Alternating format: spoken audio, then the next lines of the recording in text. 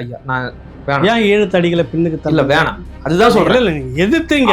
ஏன் சரணாகதி முக்கியமான ஆளு சிடி நாயகம் இருக்கட்டும். நீங்க சரணாகதி இப்ப இத நான் சொல்ல வேணாம்னு நான் பாக்குறேன். இப்ப ஈழத்து சிவானந்த அடிகளை கிண்டல் பண்றீங்களா? உங்க சுயமரியாதை இயக்கத்தர் மண்டி போட்டு ஜாமீன் வாங்கிட்டு வந்தாரு மொழி போராட்டத்துல. இத நான் சொன்னா என்ன ஆகும்?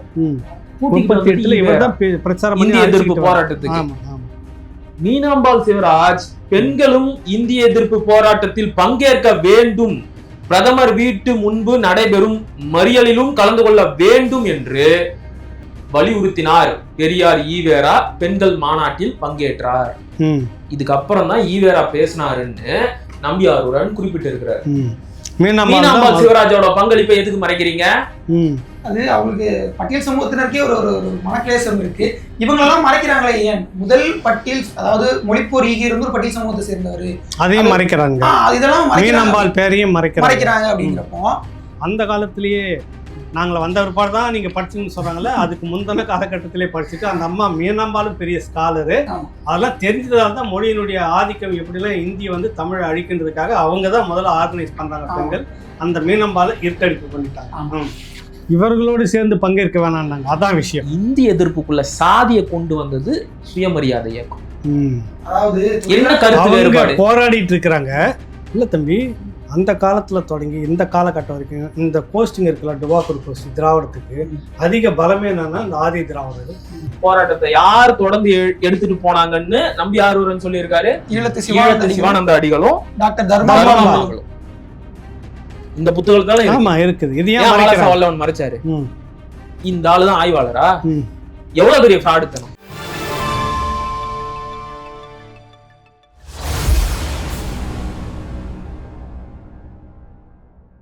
ஒரு மாபெரும் விளக்க மாபெரும் கூட்டம் நடக்குது. அதுல பாத்தீங்கன்னா தோழர் வெங்கடாச்சலம் பிள்ளை BABL கூட்டத் தலைவர் உமா மகேஸ்வரன் அவர்கள், JM சோமசுந்தரம் பிள்ளை, BL சிவகுப்புசாமி பிள்ளை, கவியரசு R வெங்கடாசலனார் அவர் கல்லூரி பேராசிரியர், இப்படி பலரும் தமிழுக்கு ஹிந்தி தீங்கே தரும் அப்படின்னு சொல்லி தெளிவாக பேசியிருக்கிறாங்க. கரந்தை தமிழ்ச்சங்கம், திருவையாறு அரசியல் கல்லூரி இவ்விரண்டிலும் மாணவர்கள் பலர் இந்தியால் தமிழ் கெடும் என்று பேசினர். இதற்கு அடுத்து 29/8/1937 திருவையாற்று செந்தமிழ் கழகத்தின் சார்பில் ஒரு பெரிய இந்திய எதிர்ப்பு ஊர்வலம், இதுல அந்த அரசர் கல்லூரி சேர்ந்த மாணவர்கள் எல்லாம் ஊர்வலம் பண்ணாங்க. இப்படி மாணவர்கள் வந்துட்டாங்க, பேராசிரியர்கள் வந்துட்டாங்க, எல்லாரும் உள்ள வந்துட்டாங்க. கடைசியா வந்துட்டு நாங்க தான் கடன் கொடுத்தோம்னா நீங்க கடன் கொடுத்தீங்களா இல்ல என்ன பண்ணி அந்த காணொலியில, அந்த மறுப்பு காணொலியில வாலாசா வல்லவன் இன்னொரு முக்கியமான தகவலையும் சொன்னாரு. இந்த முதல் இந்திய எதிர்ப்பு போராட்டத்தின் முதல் சர்வாதிகாரி சிடி நாயகம், சேத்தா நாயகம் அப்படின்னு வந்து சொல்லுவாங்க. அவர் வந்து ஒரு சுயமரியாதை இயக்கத்துக்காரரு. அவர் தான் வந்து இந்த இந்திய எதிர்ப்பு போராட்டத்துல முதல் சர்வாதிகாரியா இருந்தாரு. சரி, இரண்டாவது சர்வாதிகாரி யாரு? இரண்டாவது யாரு? ஈழத்து சிவானந்த அடிகள். கூட இருந்த ஒரு நாவலர் நெடுஞ்செழியன், அது திராவிட கட்சியில திமுக தொடங்கப்பட்ட போது முக்கிய தலைவர்கள் ஒருத்தராக இருந்த நாவலர் நெடுஞ்செழியன் எழுதின புத்தகத்திலேயே சர்வாதிகாரியாக தனி ஒரு இதுவாக இருந்து சிறை போனவர் 7 தடிகள் தான் பதிவு பண்ணி. ஐயா, நாம அதை கூட விட்டுருவோம். நாம முதல் அவருங்கிறத கூட விட்டுருவோம். இப்ப மா இளஞ்செழியன் எழுதிய அந்த தமிழன் தொடுத்த போர் என்ற புத்தகத்தோட முதல் அட்டையிலேயே யார் யார் சர்வாதிகாரிகள் அப்படிங்கிற பட்டியல் இருக்கும். அதுல முதல் ஆள் இவங்க குறிப்பிடுற அந்த சிடி நாயகம் தான். ரெண்டாவது ஈழத்து சிவானந்த அடிகள். நீ ஏன் அதை மறைச்ச? சரி, ஏன் மறைக்கிறாங்க? எனக்கு என்னன்னா, எனக்கு வருத்தமா இருக்கு. 1000 தான் இருந்தாலும் மொழி போராட்ட தியாகிகளை இப்படி எல்லாம் கொச்சப்படுத்தக்கூடாதுன்னு நான் நினைக்கிறேன். அதனால சில விஷயங்களை பேசாம கடந்து போயிடலான்னு பாக்குறேன். அவங்க எந்த இயக்கத்தை சேர்ந்தவங்களா வேணும்னா இருக்கட்டும், ஆனா மொழிக்காக போராடி இருக்கிறாங்க, அதனால அவங்களை கொச்சப்படுத்தக்கூடாதுன்னு பாக்குறேன். ஆனா நீங்க அப்படி எல்லாம் நினைக்கவே இல்லை. அதனால அதுக்காக மட்டும் இந்த தகவலை சொல்றேன். இவங்க சொல்றாங்கல்ல, அந்த முதல் சர்வாதிகாரி அவர் என்ன தெரியுமா பண்ணாரு? ஜாமீன்ல ரிலீஸ் பண்ணிட்டாங்க. இந்த வழக்கு முடிகிற வரைக்கும் இந்த போராட்டத்துல கலந்துக்க கூடாதுன்னு சொல்லி சொன்ன உடனே சரின்னு சொல்லிட்டு அந்த ஒப்பந்தத்துக்கு சரின்னு சொல்லி நிபந்தனைக்கு ஏற்று கடிதம் கொடுத்து விட்டு வெளியே வந்தார். அது அப்படியே வந்து கோ கேசவன் என்ன சொல்லி இருக்கிறாருங்கிறத நான் படிச்சு காட்டிடுறேன்.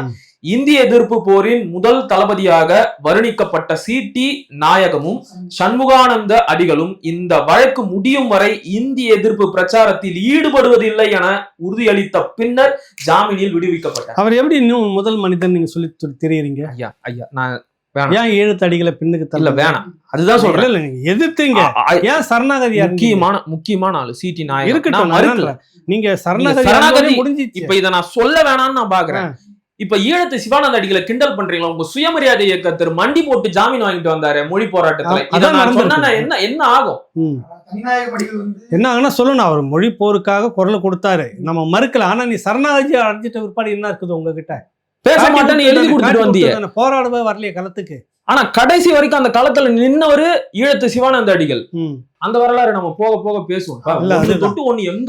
ஈழத்து சிவானந்த அடிகளார் முதல்ல அவர் கிடையாதுன்னு ஒரு ஆர்குமெண்ட் வச்சாங்க. அவன் நம்ம முன்னாடி விவாதம் பண்ணது. ஆனா அதுக்கு முன்னாடி முதலாக ராஜாஜி முதலமைச்சராக ஆக போறதுக்கு முன்னாடி பிரச்சாரம் பண்ணும் போதே இவர் வந்தால் இந்திய கொண்டு வந்துருவார்ன்றது தெரிஞ்சு அதுக்கு ஒரு பொதுவாக ஒரு விளக்கத்தை கொடுத்து உங்ககிட்ட வாக்கு கேட்க வருவாங்க. இதெல்லாம் தேர்தலுக்கு முன்னாடியே நடக்குது.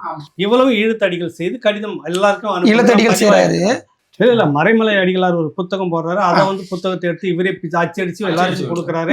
ஒரு வழக்கு அவர் போடுறதா இருக்கிறாரு. அப்புறம் பொது நோக்கத்துக்காக தான் இந்த புத்தகத்தை இலவசமா தான் கொடுக்குறாரு. ஈழத்தடிகள் காசெல்லாம் வாங்கல அப்படின்னு சொல்லி அந்த வழக்கெல்லாம் வித்து இவ்வளவு வேலையும் அவர் களப்பணி செய்திருக்கிறாரு.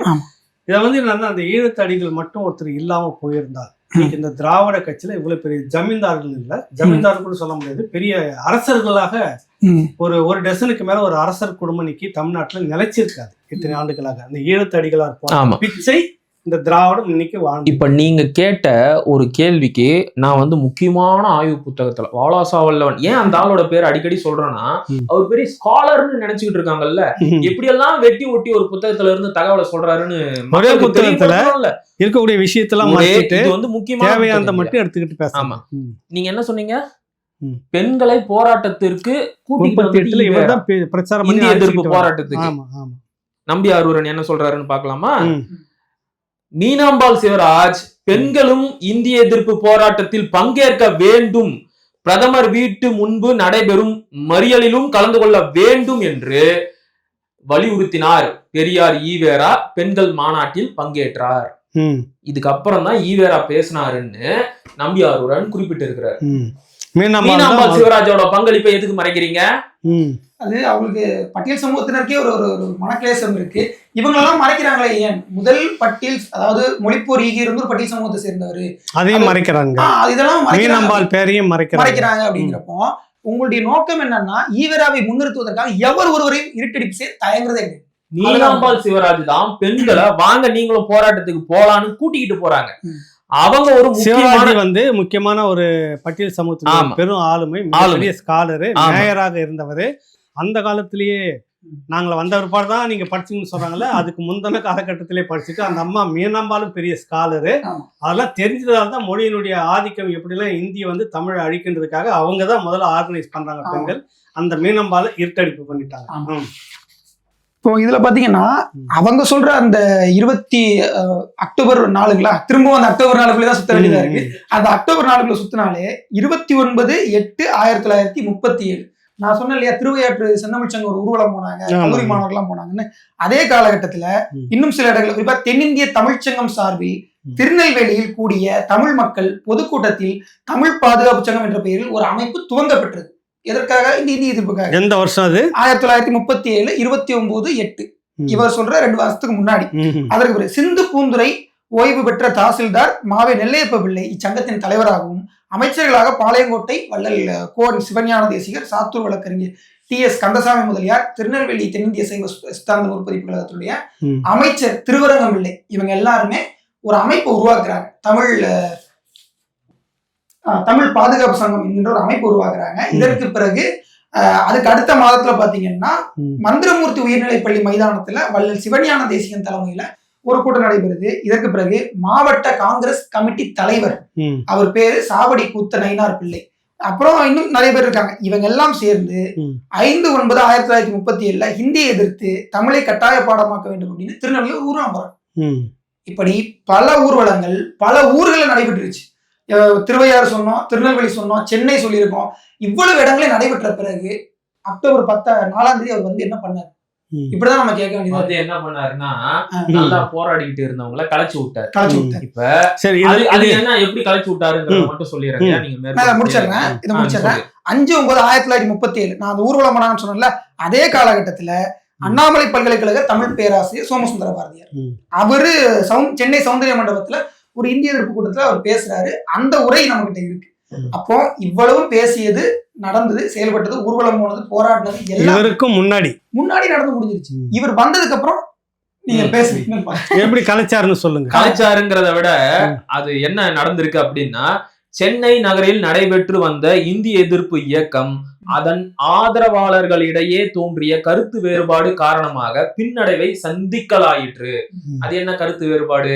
அத நம்பி ஆரூரன் கூட வெளிப்படையா சொல்லல, சொல்றாரு புரிஞ்சுக்கோங்க அப்படிங்கிற மாதிரி. என்ன கருத்து வேறுபாடு அப்படின்னா, சுயமரியாதை இயக்கத்தவர்களின் முயற்சி பிற தொண்டர்களின் ஆக்கப்பூர்வ எதிர்ப்பாக இல்லை. சென்னை நகருக்கான பிரச்சார பொறுப்பை சுயமரியாதை இயக்கத்தின் ஆதி திராவிட உறுப்பினரான மீனாம்பாள் சிவராஜ் ஏற்றிருந்தார். சுயமரியாதை இயக்கத்தவர்களுக்கும் மீனாம்பாள் சிவராஜுக்கும் இடையே பிளவு உண்டாயிற்று. இதனால் அவர் ஆதி திராவிட தோழர்களை இந்திய எதிர்ப்பு போராட்டத்தில் பங்கேற்க அனுமதிக்கவில்லை. இவர்களோடு சேர்ந்து பங்கேற்க வேணாம், அதான் விஷயம். இந்திய எதிர்ப்புக்குள்ள சாதியை கொண்டு வந்தது சுயமரியாதை இயக்கம். அதாவது என்ன கருத்து வேறுபாடு? போராடிட்டு இருக்கிறாங்க. இல்ல தம்பி, அந்த காலத்துல தொடங்கி இந்த காலகட்டம் வரைக்கும் இந்த கோஸ்டிங் இருக்குல்ல, டுபாக்கூர் கோஸ்டிங், திராவிடத்துக்கு அதிக பலமே என்னன்னா இந்த ஆதி திராவிடர்கள், ஒடுக்கப்பட்ட சமூகம். இன்னைக்கு இந்த கோஸ்டிங் இயக்கம் கருப்பு சட்டை போட்டு இந்த கோஷ்டிகள்லாம் இன்னைக்கு வச்சுக்கிறாங்கல்ல, இவங்க எல்லாம் எங்க இயக்கம் வச்சிருப்பாங்கன்னா ஒடுக்கப்பட்ட மக்கள் ஏரியாவை வச்சுருந்து அவங்கள கூட கூட்டிக்கிட்டு அவங்கள போராட சொல்லிட்டு பின்னாடி நின்றுட்டு அந்த இது அன்னைக்கு வேகல. கருத்து வேறுபாடு வந்த உடனே மீனாம்பாள் சிவராஜ் என்ன சொல்லிட்டாங்க, ஒடுக்கப்பட்ட மக்கள் யாரும் போராட்டத்துல கலந்துக்காதீங்க. அப்ப நீங்க அவங்கள ஒதுக்கி வச்சிருக்கீங்க தானே? ஆமா, கலைச்சி ஒரு வேலை. நீங்க பேசுறீங்களா பேச்சு? வானா மீனாம்பாள் சிவராஜ் ரொம்ப ஸ்ட்ரிக்டானவங்க. போராட்டம் வந்தா நேர்மையா இருக்கு. ஆமா, அந்த விதத்தெல்லாம் அவங்களை காம்ப்ரமைஸே பண்ண முடியாது.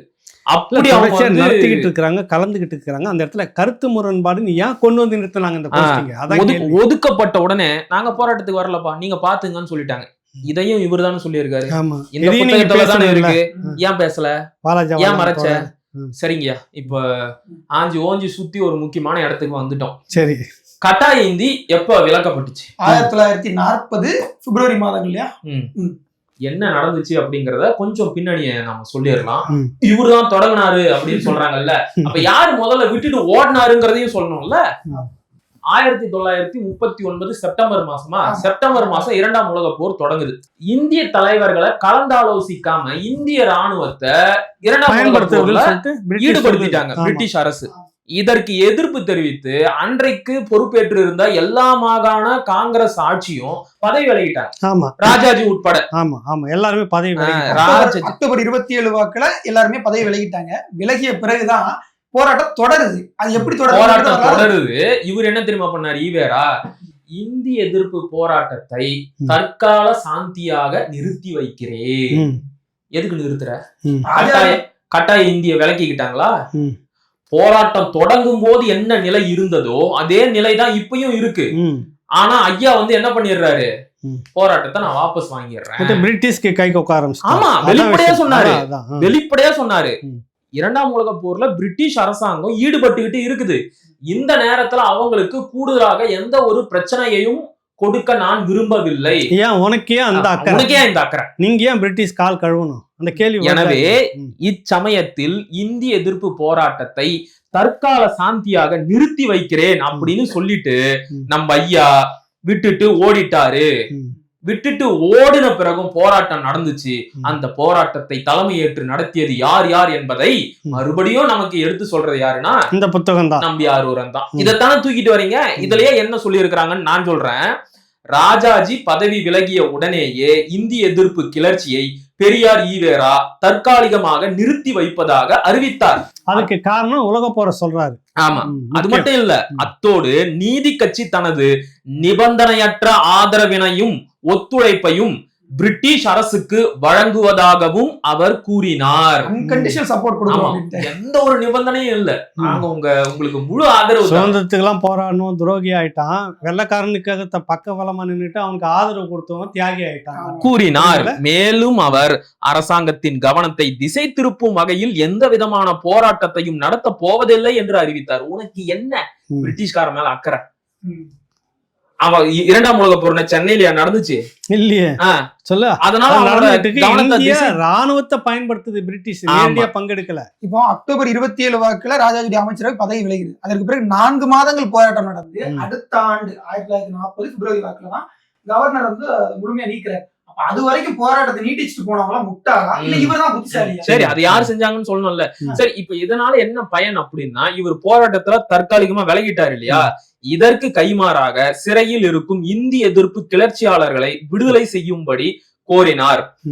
ஆனால் ஈழத்து சிவானந்த அடிகள், டாக்டர் தர்மாம்பாள் போன்ற தலைவர்கள் இந்திய எதிர்ப்பு போராட்டத்தை நிறுத்தியதற்கு எதிர்ப்பு தெரிவித்தனர். மேலும் அவர்கள் இந்தியை பள்ளிகளில் கட்டாய பாடமாக்கிய அரசாங்க ஆணை விலக்கி கொள்ளப்படாத வரையிலும் மறியலும் கிளர்ச்சியும் தொடர்ந்து நடக்கும் என்று அரசுக்கும் பொதுமக்களுக்கும் தெரிவித்தனர். இந்த தலைவர்கள் இப்படி எதிர்ப்பை தெரிவித்த நிலையிலும் சிறையில் இருந்த இந்திய எதிர்ப்பு கிளர்ச்சியாளர்களை அரசு 1939 நவம்பர் மாத மத்தியில் விடுதலை செய்தது. போராட்டத்தை யார் தொடர்ந்து எடுத்துட்டு போனாங்கன்னு நம்பியார் சொல்லி இருக்காரு, ஈழத்து சிவானந்த அடிகளும் டாக்டர் தர்மாம்பாளும். இந்த புத்தகத்தால இருக்குது. வல்லவன் மறைச்சாரு. இந்த ஆளுதான் ஆய்வாளரா? எவ்வளவு பெரிய ஃப்ராடுத்தனம்.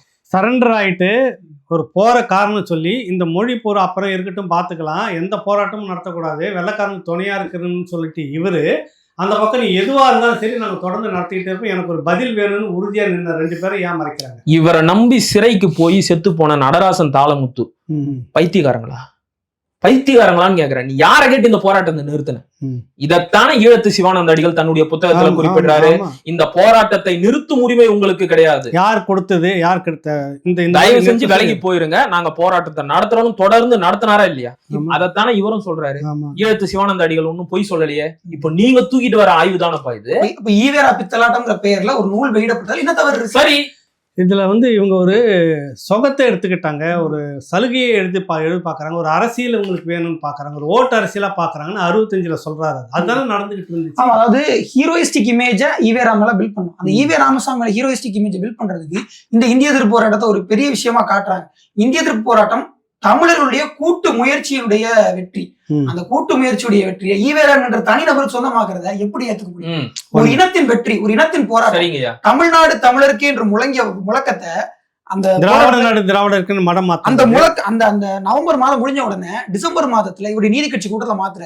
நாங்க என்ன கேக்குறோம்னா, தமிழ்நாடு தமிழருக்கே என்ற முழக்கம் நீதி கட்சியில் எழுப்பப்பட்ட முழக்கமா, இந்திய எதிர்ப்பு போராட்டத்தில் ஒட்டுமொத்த தமிழர்களே எழுப்பப்பட்ட முழக்கமா? நீங்க உங்க கட்சி முழக்கமா இருந்தா கட்சியிலே மாத்திரலாம். இது ஒட்டுமொத்த தமிழர்கிட்டே முழக்கப்பட்ட முழக்கம்ன்றப்போ அதை அவங்க கிட்ட பண்ண முடியாது. சரவணன், கட்சி தான் பள்ளிக்கூடம் நடத்திட்டு இருக்குது. அங்க அந்த இடத்துல மறந்துடுறீங்களே. அப்ப அந்த இடத்துல இந்திய நீதி கட்சி நடத்திக்கிட்டு இருக்குது. ஆமா. ஆனா நீங்க இங்க நாங்க தான் எல்லாத்தையும் பொழுது கட்டிட்டோம் அப்படின்னு இறுக்கி முடிச்சு தூக்கி தூர போட்டு அதை பேசுறோம். திராவிட நாடு திராவிடருக்கேன்னு மாத்துறீங்களே, இந்த மாத்திர உரிமை உங்களுக்கு யார் கொடுத்தா? நீங்க நீதி கட்சியின் தலைவரா மாற நீதி கட்சியுடைய முடிவுகளை மாத்துங்க. தமிழ்நாடு மக்கள் போராட்டத்தை மாத்திர முதல்ல தனி தமிழ்நாடு கேட்டார் இவர்தான் சொல்லுவாங்கல்ல, அதுவும் கிடையாது. முதல் இந்தி திணிப்பு எதிர்ப்பு போராட்டம் தொடங்குவதற்கு ஐயா 37 தானே 38 தானே சொல்ல வராங்க. 1937 டிசம்பரில் வேலூரில் நடைபெற்ற சைவ சித்தாந்த மகா சமாஜ மாநாட்டில் இந்திய எதிர்ப்பு தீர்மானங்கள் இயற்றப்பட்டன. தமிழருக்கு தனி மாகாணம் ஏற்பட வேண்டும், காங்கிரசின் தேர்தல் அறிக்கையில் கூறப்படாத கட்டாய இந்தி திட்டம் கைவிடப்பட வேண்டும் என்பன அவற்றுள் அடங்கம். அதாவது 7வது மாசம் ராஜாஜி பதவி ஏற்றதுக்கு முன்னாடியே அது நடக்குது. ஆமா. எவ்வளவு வரலாற்று தகவல்கள், எவ்வளவு ஆவணங்கள், இது எல்லாத்தையும் முடிச்சுட்டு ஒரு ஒற்றை மனிதனை கொண்டு வந்து எல்லாம் இவர் தான் அப்படின்னு என்ன அர்த்தம்? இல்ல இப்ப நாம என்ன கேக்குறோம்னா, சைவ சபைகள் தான் இந்த முழு போராட்டத்தையும் நடந்துச்சுன்னு சொன்னா இவங்க ஏத்துக்குவாங்க. நாங்க அப்படி சொல்ல விரும்பல. இது தமிழனுடைய இன உணர்வின் வெளிப்பாடு, அது இன உணர்வுடைய வெற்றி தான் நம்ம சொல்லணும்னு நினைக்கிறோம். ஆனா ஒரு இயக்கத்துக்கு அவங்க கொண்டு போய் சேர்க்கணும்னு நினைக்கிறாங்க. அப்ப சைவ சபையா இயக்கத்துக்கு கூட மனிதனுடைய சாதனையாக தான் இவர் இல்லாமல் இங்க தமிழ்நாட்டுல எதுவும் விடியல காட்டுறத. இறுதியா என்னுடைய சில கருத்துக்களை மட்டும் நான் சொல்லிட்டு நான் முடிச்சுக்கலாம்னு நினைக்கிறேன். இவரை இந்திய முதல்ல இந்திய எதிர்த்தாரு அவர் தான். சரி, அந்த இந்திய எதிர்ப்புல அவரு செஞ்ச சமரசங்களை பத்தி ஏன் பேசல? அத பத்தி கோ கேசவன் என்ன சொல்லி இருக்கிறாருன்னு நாம படிக்கலாம். 1948லயும் ஒரு இந்திய எதிர்ப்பு போராட்டம் நடந்துச்சு. ஓமந்தூர் ராமசாமி ரெட்டியாருடைய ஆட்சி காலகட்டம். அந்த காலகட்டத்துல ஐயா என்ன தெரியுமா பேசியிருக்காரு? முதல் பாடத்தில் இருந்து இங்கிலீஷை கட்டாய பாடமாக்கி இருக்கிறார். அதுவரை மகிழ்ச்சிதான்.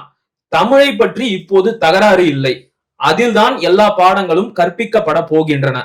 இந்தி வேண்டவே வேண்டாம் என்பதல்ல எங்கள் கொள்கை. அதை கட்டாய பாடமாக்க கூடாது என்று நாங்கள் சொல்கிறோம். விடுதலை 7/10/1948. சில காரியங்களுக்கு வேண்டுமானால் கட்டாயமாக்குங்கள். கட்டாய இந்தி வேணாம், சில காரியங்களுக்கு வேணும்னா கட்டாயமாக்கிக்கோங்க. அது யாருக்கலாம்? கல்லூரி மாணவர்களுக்கு வேண்டுமானால் கட்டாயமாக இருக்கு. ஆனால் குழந்தைகளுக்கு வேண்டாம், கல்லூரி மாணவர்களுக்கு வேண்டுமானால் கட்டாயமாக்குங்கள். விடுதலை 7/10. வேணாம்லாம் சொல்லவே இல்லை. ஆனா வேணும் ஐயா, இந்த வராரு பாருங்க, வேணாம்லாம் சொல்ல எங்க வந்து நிக்கிறாரு பாருங்க. வட இந்தியா செல்லும் தென்னிந்திய வணிகர்கள் இந்தி கற்றுக்கொள்ளலாம். விடுதலை 20/7/1940. இங்க நிக்கிறாரு சந்திரன். கடைசியில எப்படி சமரசம் பண்ணிக்கிட்டீங்க? கட்டாய இந்தி வேணாம், குழந்தைங்களுக்கு வேணாம், கல்லூரியில படிக்கிறவங்களுக்கு வேணும்னா சொல்லி கொடுங்க, வடநாட்டுக்கு போற வணிகர்களுக்கு வேணும்னா சொல்லி கொடுங்க. இது எப்படி இருக்குது? இன்னும் சில விஷயங்களை மட்டும் சொல்லிக்கிட்டு முடிச்சிடலாம்னு நினைக்கிறேன். நீ அதெல்லாம் சொல்றதுன்னா சொல்லு. இல்ல சொல்றதுன்னா இப்ப சொல்லுன்ற. சரி, ஓகே. ஆனா நான் புகழ்பெற்ற அவருடைய இந்திய எதிர்ப்பு கருத்துக்களை பத்தி மட்டும் நான் சில குறிப்புகளை சொல்லிடுறேன். தேதி வருஷத்தோட சொல்லுங்க. இது வந்து பாத்தீங்கன்னா பெரியார் ஈவேரா சிந்தனைகள் தொகுதி 3 அரசியல் 2. இதுல ஐயா வந்து தன்னுடைய இந்திய எதிர்ப்பு எதற்காக, இப்பதான் கொஞ்ச நேரத்துக்கு முன்னாடி தம்பி கூட படிச்சு காட்டினாரு. அதை வந்து மறுபடியும் நம்ம ஒரு வாட்டி படிச்சிடலாம். எனது இந்திய எதிர்ப்பு என்பது இந்தி கூடாது என்பதற்கோ தமிழ் வேண்டும் என்பதற்கோ அல்ல. இத சொல்றது யாரு? அந்த புத்தகத்துல முன்னுரையில போட்டார், ஒரு ஆய்வு புத்தகத்துல. இந்திய எதிர்ப்பு போராட்டத்தை இவர்தான் முதல் முறையா தொடங்கினாரு அப்படின்னு சொல்றவர் தான் இந்த கருத்தையும் சொல்றாரு. என்னன்னு, எனது இந்திய எதிர்ப்பு என்பது இந்தி கூடாது என்பதற்கோ தமிழ் வேண்டும் என்பதற்கோ அல்ல என்பதை தோழர்கள் உணர வேண்டும். மற்றெதற்கு என்றால் ஆங்கிலமே பொது மொழியாக, அரசாங்க மொழியாக, தமிழ்நாட்டு மொழியாக, தமிழன் வீட்டு மொழியாக ஆக வேண்டும் என்பதற்காகவே ஆகும். உங்கள் வீட்டில் மனைவி குழந்தைகளுடன் வேலைக்காரிகளுடன் ஆங்கிலத்திலேயே பேசுங்கள், பேச பழகுங்கள், பேச முயலுங்கள், தமிழ் பைத்தியத்தை விட்டொழியுங்கள், என்னை வையாதீர்கள், மனிதனாக வாழ முயலுங்கள். விடுதலை அறிக்கை 27/1/1969. இது 69ல ஈவேரா சொன்னது. 65 மொழி போராட்டத்துக்கு அப்புறம். தமிழ் பேசுறவன் மனுஷன் கிடையாது, ஆங்கிலம் பேசுறவன் தான் மனுஷனா? அதே காலகட்டத்துல 69 கருணாநிதி வந்து பொதுப்பணித்துறை மந்திரியா இருக்கும்போது இதே ஒரு பிரச்சனைக்கு நான் என்னுடைய பதவியை ராஜினாமா செய்ய போறேன், மொழி விஷயம் வந்துட்டு அவருக்கு உணர்ச்சி ஒண்ணு வந்துருச்சு.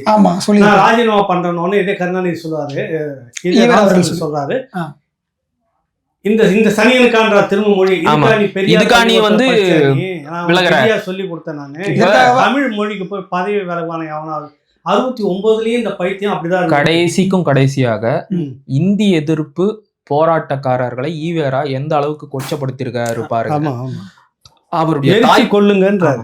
அவருடைய தாய்ப்பால் பைத்தியம் நம்ம எல்லாருக்கும் தெரியும் அந்த கட்டுரை. அந்த கட்டுரையோட இறுதியில என்ன சொல்றாரு பாருங்க. அந்த பத்தியை மட்டும் நான் அப்படியே படிக்கிறேன். நம் நாட்டு பார்ப்பனர்கள் முன்னேற்றத்தின் பயன்களை எல்லாம் அனுபவிக்கவும் தாங்கள் முன்னேறவும் இங்கிலீஷ் மொழியை நல்ல வண்ணம் பயன்படுத்தி கொண்டு மற்றவர்கள் எங்கு தங்களைப் போலவே முன்னேறி விடுவார்களோ என்ற பொறாமையினால் கெடுதல் புத்தியால் நமக்கு இந்தியை கொண்டு வந்து புகுத்தி அதை வேண்டாம் என்று சொல்லுவதற்காக நமக்கு தாய்மொழி என்று பைத்தியம் பிடித்து அதிலேயே அழிந்து விடுவோமே ஒழிய இங்கிலீஷ் என்ற உணர்ச்சி ஏற்படாது என்ற ஞான திருஷ்டியினால் நமக்கு இந்த தாய்மொழி பைத்தியம் ஏற்படும்படி செய்து விட்டார்கள். எவ்வளவு கொச்சையா பேசி இந்திய கொண்டு வந்து புகுத்தினாங்க. பார்ப்பனர்கள தான் என்ன, அவன் இங்கிலீஷ் படிச்சுட்டு மேல இருக்கிறான், என்ன மத்தவனும் வந்துடக்கூடாது தாய்மொழி பைத்தியம்ன்ற பேர்ல மொழி வெறி தூண்டிட்டான். இப்ப நீங்க இவர்தான் முதல்ல போராடினாருன்னு சொல்றாங்கல்ல, அப்ப பார்ப்பனர்கள் தூண்டி விட்டு அந்த மொழி பைத்தியத்தினாலதான் இவரும் போராடினாரா? என்ன பேச்சு இதெல்லாம்? முன்னாடி போராடினா சொன்னது இந்த பைத்தியத்தினாலதானா? இந்த இடத்துலதான் இவர் வந்து நம்மள தாய்ப்பால் பைத்தியம்ங்கிறாரு. மாப்போசி அவர்கள் சொன்னாரு பரங்கி மொழி பைத்தியம்னு சொன்னாரு. பரங்கி மொழி பைத்தியம், பரங்கி மொழி பக்தர்கள் சொன்னார். இப்படிப்பட்ட பரங்கி மொழி பைத்தியமா இருந்துகிட்டு நம்ம வந்து இந்திய இருக்கிற காரணம் இவர் தான். அது எப்படி நம்புறேன்? குறுக்கிட்டு மன்னிச்சுங்க, நான் முடிச்சிடுறேன். அவர் என்ன மேற்கொண்டு என்ன சொல்றாரு அப்படின்னா, உதாரணமாக இந்தி கட்டாயம் என்றதனால்தான் தமிழ் மொழி பைத்தியம் நமக்கு ஏற்பட்டது. இது பார்ப்பனர்களின் திறமையே ஆகும். நீ இந்தியை எதிர்த்ததற்கு காரணமே அவன ஞான திருஷ்டியில கண்டுபிடிச்சு இவன் இந்திய திணிச்சா தாய்மொழி பைத்தியம் பிடிச்சி இங்கிலீஷ் படிக்காம விட்டுருவான்னு கண்டுபிடிச்சுதான்டா இதை கொண்டு வந்தான் அப்படிங்கிறாரு. திறமையே ஆகும். யாராவது சொல்லட்டுமே, பார்ப்பனர்களில் யாருக்காவது எங்காவது தாய்மொழி பைத்தியமோ தாய்மொழி பற்றோ இருக்கிறதா? அவனுக்கு முதலாவது தாய்மொழி என்பதாக ஒரு மொழியே கிடையாதே. ஏன் சமஸ்கிருதம் இல்லையா? இன்னைக்கும் பார்ப்பனர்கள் சமஸ்கிருதத்தை விட்டு கொடுத்துருவாங்களா? கிடையாது என்பது மாத்திரம் அல்லாமல் தாய்நாடு என்பதாக ஒரு நாடே கிடையாதே. அவர்கள் மொழிப்பற்று நாட்டுப்பற்று எல்லாம் அவர்கள் சாதிப்பற்று ஆதிக்கப்பற்றுதானே. தாய்ப்பால் பைத்தியம் கட்டுரை. அதாவது இந்தி எதிர்ப்பு உணர்ச்சி என்பதே பார்ப்பனர்கள் நமக்கு திட்டமிட்டு புகுத்தியது அப்படிங்கிறார். இந்த எதிர்க்கணும்ன்றதே பார்ப்பனர்கள் தான் புகுத்துறாங்க. அப்ப நீங்க இந்தி இவர் பரங்கி பைத்தியமா இருந்துட்டு கட்டாய இந்தி பைத்தியம் அதானே, கட்டாய இந்தியிலயும் நீங்க காம்ப்ரமைஸ் பண்ணிக்கிட்டீங்க. இந்திய எதிர்ப்பு போராட்டத்தையும் இவ்வளவு கொச்சப்படுத்தி பேசிட்டீங்க. இதுக்கப்புறம் நீங்க தான் இந்திய எதிர்ப்பின் மூலவர் அப்படின்னு சொல்லிக்கிறதுல உங்களுக்கு என்ன உரிமை இருக்கு, தகுதி இருக்கு? அடிப்படை தகுதி கூட கிடையாது. அவ்வளவுதான். அடுத்தது இறுதியா நான் இறுதியா இந்த கருத்தை முடிச்சிருக்கேன். என்னன்னா இவங்க சொல்றாங்க இல்லையா, சைவர்கள் மாநாடு போட்டாங்கன்னு ஈவரா சொல்றாரு. அதுவும் இப்படி தமிழை வளர்த்த சமணர் பௌத்தர்களை எதிர்த்து சைவர்கள் அவங்க கொன்ன சைவர்கள் மாநாடு போட்டாங்கன்னு சொன்னார்ல. சோமசுந்தர பாரதியார் தமிழகம் தழுவிய இந்திய எதிர்ப்பு பிரச்சார சுற்றுப்பயணம் மேற்கொண்டார். 1937 அக்டோபரில் தமிழ் பாதுகாப்பு கழகத்தின் சார்பில் நெல்லையில் நடந்த கூட்டத்தில் சைவ புலவர்களான முன்னீர்பள்ளம் பூர்ணலிங்கம் பிள்ளை அவர்கள், மாவை நெல்லையப்ப பிள்ளை அவர்கள் இவங்க எல்லாமே தலைமை உரையாற்ற, நன்றி உரையாற்ற, சுயமரியாதை இயக்கத்தின் இளம் புயலாக வீச தொடங்கி இருந்த அண்ணாதுரை உரையாற்றினார். அதுல வழக்கமாக சைவ புலவர்கள் நிரம்பி வழிந்த சென்னை மாகாண தமிழ்ச்சங்கத்தின் திருச்சி மாநாட்டுல அங்கேயும் பாத்தீங்கன்னா பெரியார், அண்ணா, குஞ்சிதமையார், குருசாமி அவர்கள் இவங்க எல்லாருமே பேசினாங்க. நான் கேக்குறேன், சைவ புலவருடைய மாநாடுக்கு நீங்க ஏன் போனீங்க? அவங்க தமிழ் ஒழிக்க பிறந்தாங்கன்னு நான் 3 வருஷத்துக்கு முன்னாடி தான் சொல்லியிருந்தீங்க. 34 சொல்லிட்டு 37 போய் நிக்கிறாரு. எதற்காக? இந்திய எதிர்ப்பு போராட்டத்திற்காக. நீங்க அவங்களோட போய் ஒரு போராட்டம் உருவாகி மேல வருதுன்னு அதுக்குள்ள போய் நிக்க வேண்டியது. அப்புறமா அதை கலைச்சிட்டு வெளியே வர இல்ல. அவங்க ஏன் கூட போய் நின்னாருன்னா அந்த சைவ சபைகள் தான் அன்னைக்கு அதை நடத்திட்டு இருந்துச்சு. நடத்திட்டு இருக்கவங்களோட போய் சேர்ந்து நின்னாதான் நாம நடத்துற மாதிரி ஒரு தோற்றம் வரும் அப்படின்றதுக்காக தான் அவர் கூட போய் நிக்கிறாரு. பாருங்க, வழக்கமாக சைவ புலவர்கள் நிரம்பி வழிந்த சென்னை மாகாண தமிழ்ச்சங்கத்தின் திருச்சி மாநாட்டுல நான் சொன்ன பெரியார்ல இருந்து குஞ்சிதம் குருசாமி எல்லாருமே பேசுறாங்க. 37 டிசம்பரில் நடந்த ராமநாதபுரம் மாவட்ட தமிழர் மாநாடும் அவ்வாறே அமைந்தது. இவ எல்லா இடத்துலயுமே சைவ புலவர்களோட நீங்க ஏன் கூடி நின்னீங்க? சைவ புலவர்களை என்னென்னலாம் சொல்லி பேசுனீங்க 3 வருஷத்துக்கு முன்னாடி சொல்லிட்டு அவங்க தமிழுக்காக வந்த போதுதான் நீங்க வரீங்க, அவங்க வந்ததுக்கு பிறகுதான் வரீங்க. அப்படி சொன்ன நீங்க உண்மையா நீங்க பண்ணீங்களா, சைவ புலவர்கள் பண்ணாங்களான்ற ஒரு கேள்வி வச்சா என்ன தப்பு? நியாயமான கேள்வி தானே. குள்ளுகப்பட்டன்னு பாப்பான் அப்படின்னு கடைசி வரைக்கும் திட்டிட்டு கடைசி அதே ராஜாஜி கையை பிடிச்சிட்டு காலை பிடிச்சிட்டு தேர்தலில் கூட்டணி வச்சு ஆட்சியில் உட்காந்த கதை தான் இது. அவர்களுக்கு இறுதியாக என்னுடைய கருத்து இதில் பதிவு பண்ணிடுறேன். 1965 நூற்றுக்கணக்கான இளைஞர்கள் படுகொலை செய்யப்படுவதற்காக இராணுவம் உள்ள வருது. இந்திய எதிர்ப்பு போர் உச்சத்தில் இருக்குது. 400 அப்படின்னு அதிகாரப்பூர்வமாக சொல்கிறாங்க. அதுக்கு மேலே கணக்கு வழக்கு இல்லை. அதுக்கு முன்பு வரை இந்தி எதிர்ப்புன்றது இவர்தான் சொல்லிட்டு இருந்தா அந்த பெரியார் எப்படி கடைசியாக துரோகம் செய்து இந்த காலி பசங்களாம் எரிங்க கொல்லுங்க எங்கெல்லாம் எண்ணெய் பார்க்குற இடத்துல எண்ணெயை போட்டு ஊற்றி கொல்லுங்கன்னு சொல்லிட்டு இனத்துரோகம் செய்தாரோ 2009 அது அப்படியே நடந்தது. எங்கள் கூடவே இருந்து போராடுற மாதிரி நம்ம கூடவே இருந்து போராடுற மாதிரி இருந்த கருணாநிதி கடைசி வரைக்கும் இனப்படுகொலை வேடிக்கை பார்த்தேன். இதுக்கும் அதுக்கு நீங்கள் பொருத்தி பாருங்கள். வரலாறு முழுக்க இப்படி தான் தோன்றி இருக்குது. 65 எப்படி ஒரு போராட்டத்தை நடத்திக்கிட்டே வந்தது சொன்னக்கூடிய பெரியார் ஒரு இன அழிப்புக்காக அந்த கொத்து கொத்தா சுட்டு கொண்டுட்டு இருக்கிற வரைக்கும் வெள்ளக்கார அந்த நடத்தின ராஜாஜி பக்கம் நின்றுக்கிட்டு தமிழ் மாணவர்களை காட்டி கொடுத்துட்டு வேடிக்கை பார்த்துட்டு இருந்தது. துரோகத்துக்கு துணை போனது எப்படி ஈவரா செய்தாரோ அதே போல் 2009 கருணாநிதியும் செய்து முடித்தார். இதுதான் வரலாறு முழுக்க. இன்னொரு சின்ன குட்டி கதை சொல்லி முடிச்சிடும் உங்களுக்காக. குட்டி என்னன்னாக்கா, இந்த பிணம்லாம் எரிக்கிறாங்கல்ல, நகராட்சிகள் எல்லா இடத்துலையுமே எரிக்கிறாங்க. அந்த கிராமங்கள்லாம் அங்கங்கே புதைச்சிருவாங்க. இப்போ நகரம் பெருகிட்டு வந்தால் இப்போ எரி விட்டுறாங்க. அந்த தொழிலாளர் இருக்கிறாங்க, அட்டவணை பிரிவில் அவங்க தான். காலங்காலமாக அவங்களுக்கு அந்த யார் எரிக்கிற அன்னைக்கு என்ன கிடைக்குதோ அதான் வருமானம். அதுக்கேற்ற மாதிரி கணக்கு ஏதோ காசு கிடைச்சிடும், அவ்வளோதான். 2007 கருணாநிதி அவர்கள் இருந்தபோது அவர்களை இந்த பணி நிரந்தரம் வந்தாலே இறந்தாலும் எரிச்சாலும் எரிக்காட்டி போனாலும் எதுவானாலும் மாதாந்திர ஊழியர் என்ற பேரில் எங்கள் திராவிட ஆட்சி தான் செய்தது, நாங்கள் தான் செய்தோம்னு சொல்லலாம். கரெக்டா? நல்லா கவனிச்சிருங்க. 2007 கருணாநிதி தான் சட்டமாக கொண்டு வந்தார்கள். அப்படி கொண்டு வருவதற்காக ஒரு சுடுகாடாக அலைஞ்சி அந்த தொழிலாளர் பிரச்சனையை கேட்டு இப்படி ஒரு மோசமான நிலையில் இருக்காங்களே, இவ்வளோ மோசமான வேலை செய்கிறவங்களுக்கு நிரந்தர வருமானம் இல்லையே அப்படின்னு எல்லாத்தையும் ஆய்வு பண்ணி கொண்டு வந்து கோரிக்கையாக வச்சு சட்டமன்றத்தில் முதலாக பேசியது SV சேகர் என்கிற பார்ப்பனர். 2007 நடந்த கதை ஒரு வரலாறு சொல்கிறேன் உங்ககிட்ட. ஒரு பார்ப்பனர், அவர் தான் நிறைய பணங்கள்லாம் அவரே அனாதை பணத்தை எடுத்து எரிப்பாங்க. கொண்டு போய் அங்கே எரிக்கும் போது அவங்களுடைய பிரச்சனையெல்லாம் கேட்கிறாரு. சம்பளம் எல்லாம் அவங்களுக்கு இல்லையா அப்படின்றதால இவர் தான் சட்டமன்றத்தில் கருணாநிதி இருக்கும்போது, அந்த முதலமைச்சர் இருக்கும்போது 2007 இவர்களுக்கு வந்து ஒன்றும் திரும்பி பார்க்காம அந்த அரசு சுதந்திரம் கிடைச்சி இத்தனை வருஷம் ஆச்சு. எப்போ 2007 ஒரு பார்ப்பனர் SV சேகர் கோரிக்கை வச்சு அது வந்து தீர்மானமாக கொண்டு வந்து அரசு உத்தரவாக நீங்கள் போடணும்னு கேட்டுக்கிட்ட பிறகு, கோரிக்கை வச்ச பிறகுதான் அந்த அரசு செய்தாங்க. நீங்க என்னன்னு சொல்றீங்க வரலாற்றுல? கருணாநிதி அவர்கள் செய்தார். இதுதான் வரலாறு. வரலாறு இவ்வளவுதான். நன்றி. இந்த உரையாடல் இதோட நிறுத்துவோம். தொடர்ந்து தேர்தல் வேலை இருக்கு, நிறைய வேலைகள் இருக்கு. கொஞ்சம் எல்லாம் முடிச்சுட்டு அப்புறமா ஒரு ரவுண்டு திருமணம் வைப்போம். தொடர்ந்து பார்வையாளர்கள் தமிழரசு ஊடகத்தையும் நெற்றிக்கண் ஊடகத்தையும் நீங்க பாருங்க, அவர்களை பின்தொடருங்க.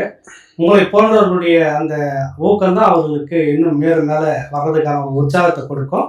வேற எதையோ பார்த்து சுத்திட்டு இருக்கிற நீங்க இந்த பக்கம் திரும்பி பாருங்கன்றதான் அந்த கோரிக்கையோட உங்ககிட்ட ஒரு வேண்டுகோளா வைக்கிறேன். நன்றி, வணக்கம்.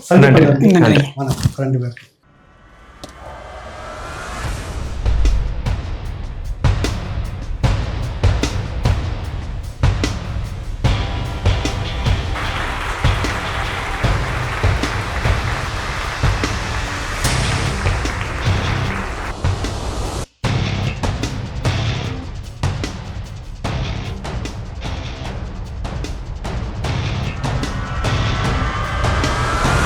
இரண்டு பேரும் சிங்கம் புலியாக இருந்த அவர்களோடு அரசியல் செய்து களத்தில் இருந்த சீமான் அவர்கள் இன்று நடிகர்களுக்கெல்லாம் குரல் கொடுக்கலாமா, எதிர்வாதம் செய்யலாமா ஒரு கேள்வி. திடீர்னு தம்பி விஜயை விமர்சிக்கணும். விமர்சனம்ங்கிறது வேற, கேள்வி எழுப்புறது வேற. சரி, நீ என்ன யார் தமிழன்லாம் கேட்கல, நீ தமிழ் தேசியம்னா என்னன்னு கேட்கல. உலகத்துல எந்த இடத்துல கேட்பான் யாரெல்லாம் தமிழர் டே இப்படிலாம் கேள்வி கேட்கிறவங்களை நடமாட விட்டதே தப்பு தானே. இந்த ஆட்சியாளர்கள் இந்த தேர்தல் அறிக்கை தயாரிக்க தொகுதியா போய் மக்களின் பிரச்சனையை கேட்க போறோம்ங்கிறாங்க. மக்களின் பிரச்சனை என்னன்னே தெரியாம தான் நீங்கள ஆட்சியில் இருந்திருக்கீங்க. என்ன உங்களை உலகம் பெரியார், நாடே பெரியார்னு சொல்லணுங்கிறீங்க. நீங்க ஐயா ராஜாஜியே பெரியார், அவர் பெரியார்னு எழுதினீங்களா இல்லையா? எழுதணும். இப்ப நீங்க பிராமணரை பெரியாருன்றீங்க, இப்ப நாங்க அவரை பெரியாருன்னு சொல்றதா உங்களை சொல்றதா? கொள்கை வேறு, நட்பு வேறு, இதுதானே நாங்களும் சொல்றோம்.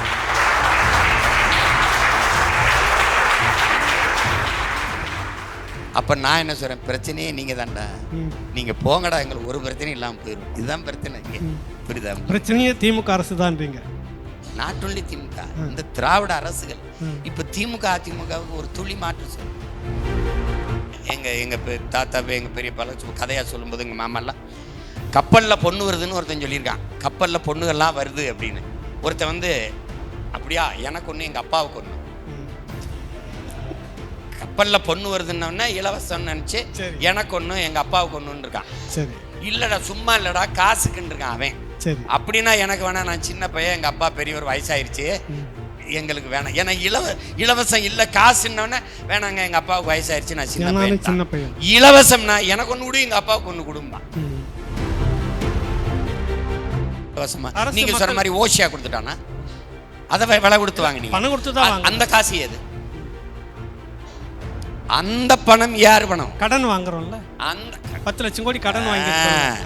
அப்ப கடங்கார பையன், நீயே கடங்கார பையன், நீ எதுக்கு எனக்கு இலவசம் தர?